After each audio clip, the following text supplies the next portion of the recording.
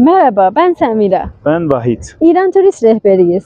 İran'ı tanımak ve kolaylıkla gezmek isterseniz bize Instagram veya WhatsApp'tan yazabilirsiniz. Şimdi Tebriz Kapalı Çarşısı'ndayız. Bugünler çarşı çok kalabalık. İnsanlar coşku ve telaş içinde yeni yıla hazırlanmakta. Nevruz Bayramı yaklaşıyor. Siz de bu coşkuyu görmek isterseniz videoyu sonuna kadar izleyiniz.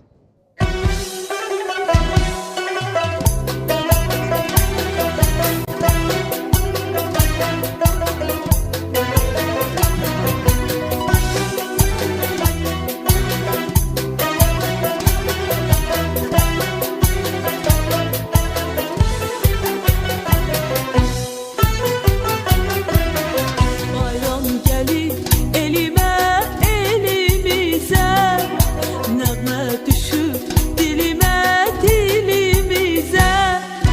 Bayram gelir elime